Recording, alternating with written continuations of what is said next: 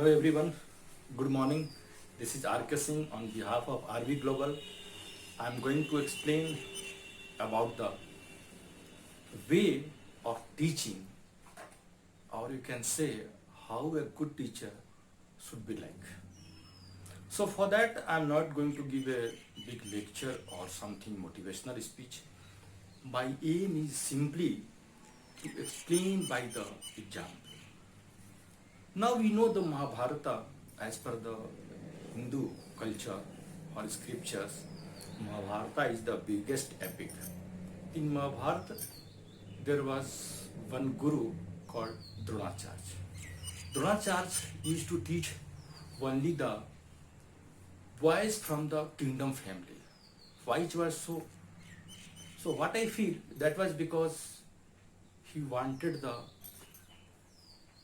boys from a similar type of society so that it will be easier to convey them the messages, easier to convince them, and at the same time who can afford his fees also. The reason is he was having his son, wife, everything, so he wanted to have a good life. That's why he used to choose the boys from the kingdom family. Due to this, he got high respect also, and he maintained a status in the society. I don't know whether he was good or bad because he did not teach the Eklavya because he was not from the kingdom family. So you cannot say Dronacharya was not good because one of the disciple Arjuna was the one of the best archer in his time. Bhima, Vino, Nakul, Sadev, all these, even Duryodhan also. So we can say as a teacher, he did his best, but to the boys of kingdom family, kingdom does not mean that the particular caste. It means the person who were able to afford his fees and to maintain his discipline and his culture. So that was one part of the teaching. Now come to the another part. We know, everybody knows about the Parshurama. His real name was Rama.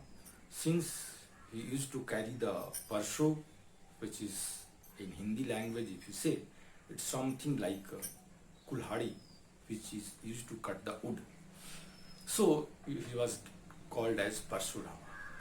So he was very good in archery, in all the martial arts activities, everything. Due to some incident, he had to fight with the one king. He was Sahasrarjuna. He was very much powerful. He got the boon from the Shiva, Vishnu, everyone, that no one can defeat him. So once that king Sahasrarjuna became the tyrant, he used to torture his own people. Then he has to take the path. The Parshurama has to take the path to teach humiliation. In the meantime, somehow the Sahasrarjuna persons with his own persons killed his father also, Parshurama's father. So that became one of the reasons for revenge. And Parshurama killed Sahasrarjuna and with him so many Kshatriyas. He vowed to kill all the Kshatriyas after his mother was killed. Then he never used to teach the Kshatriyas. Now comes the real part of this. After this, in Dwapar Yuga, he taught the Bhishma. Bhishma's childhood name was Devrata. So Bhishma was the disciple of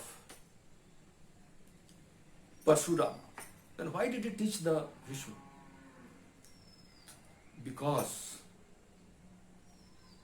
the Parshurama knew the potential, the quality of the Bhishma, and he knew even though he is Kshatriya, he will always follow the right path.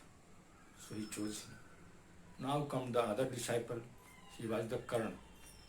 Karna, even though he was son of the Kunti, he was denied his all the respect what he wanted. So no guru of those kingdom were ready to teach him. Then he finally reached the Parshurama. He lied also that I am a Brahmin. he got all the knowledge, but somehow Parshurama came to know, as we know, the blood coming with a sting from a insect from his thigh, and that time Parshurama was lying on his thigh, so he felt some weight things. So he told, a Brahmin cannot be so strong, so just tell me, who are you? Then he told, I am Kshatriya. Then he cursed him also. But why did he taught the Kans without taking any fee or without taking any offerings from the Kans? Why that was so? Now coming to the point, who was Parshurama? He was the incarnation of Vishnu.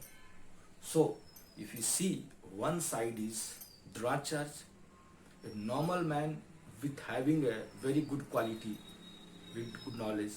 Another side was the God himself with all the superpower. Now, a person like us with good knowledge, good quality must charge his proper fee so that his knowledge will be respected.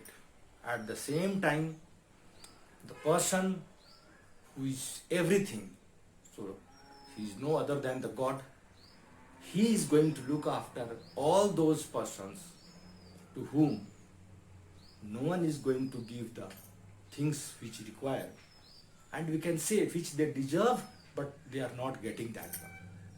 So who was the best teacher or guide? Somebody will say Parshuram, not the Dronacharya. No, it's not correct. Dronacharya was right in his own position. Parshuram as a god, no one can blame the Parshuram god. God can do anything. So a teacher must respect his own knowledge. He must charge the proper fee, not to go down to anything. Even though he does not get the good students, he should not compromise with these all conditions. So a teacher should share his knowledge, should never sell the knowledge, and share with the proper price, or you can say proper fee. Fee can be in any form. Of course, any student can be poor, but he can serve the teacher in so many ways, by helping manually, by doing his work, household work, anything. But a teacher, a proper teacher, should never lose his respect in any way. So, thank you very much. God bless.